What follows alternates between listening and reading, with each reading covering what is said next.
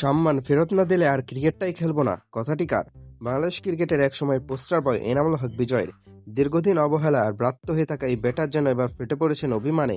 কিন্তু ট্র্যাজেডিটা অন্য জায়গায়। সাধারণত কোনো বড় প্লেয়ার যখন বিদায়ের ঘোষণা দেন, ভক্তদের চোখ মোছার কথা, কিন্তু বিজয়ের ক্ষেত্রে ঘটছে উল্টোটা।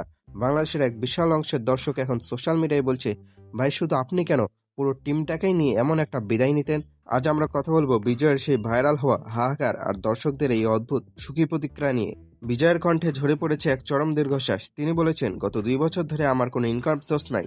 একটা প্লেয়ারকে তো চলতে হবে, কিভাবে চলবে? কথাটা শুনে হয়তো কারো কারো মায়া লাগছে। বিসিবি বা প্রিমিয়ার লিগ, বিজয় তো নিয়মিত মুখ ছিলেন। তাহলে কি আসলেই তিনি আর্থিক সংকটে, নাকি জাতীয় দলে মোটা অঙ্কের ম্যাচ ফি আর সেন্ট্রাল কন্ট্রাক্টের টাকাটা না আসায় তিনি আজ দিশেহারা?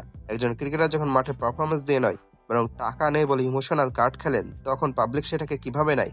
বিজয় কি বুঝতে পারছেন না যে বাংলাদেশের মানুষ এখন আর ইমোশন নয়, স্কোর কার্ডে বিশ্বাস করে? সবচেয়ে মজার ব্যাপার হলো সোশ্যাল মিডিয়ার কমেন্ট সেকশন। বিজয় যখন সম্মানের কথা বলে ক্রিকেটের ছাড়ার হুমকি দিচ্ছেন, তখন দর্শকরা যেন খুশিতে গদগদ। কেন এমনটা হচ্ছে?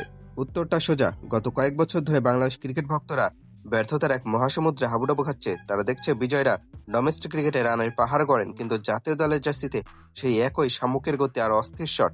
দর্শকরা এখন দাবি করছে, বিজয় যেভাবে সম্মান না পেয়ে সরে দাঁড়াতে যাচ্ছেন, পুরো জাতীয় দল যদি ব্যর্থতা মেনে নিয়ে এইভাবে সরে দাঁড়াতো, তবে দেশটা রক্ষা পেত। এটাকে হয়তো আপনি নিষ্ঠুরতা বলবেন, কিন্তু দিনের শেষে এটাই হলো পারফরমেন্স না করার মাসুল।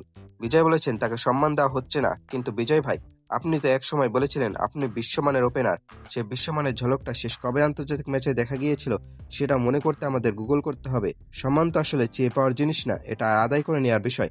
যখন আপনি রান করেন না, যখন আপনার স্ট্রাইক রেট টি-20 ক্রিকেটের টেস্টের মতো হবে, তখন লোকে তো আর ফুলচন্দন দিয়ে বরণ করবে না। বিজয় কি তবে সেই তিক্তসত্যটা হজম করতে পারছেন না? পরিশেষে এটাই বলবো, বিজয় যদি আসলে ক্রিকেট ছেড়ে দেন, তবে বাংলাদেশ ক্রিকেট একটা অধ্যায়ের অবসান হবে। তবে সেটা সফলতম অধ্যায় নাকি আক্ষেপের অধ্যায়, তা না হয় ইতিহাসই ঠিক করুক।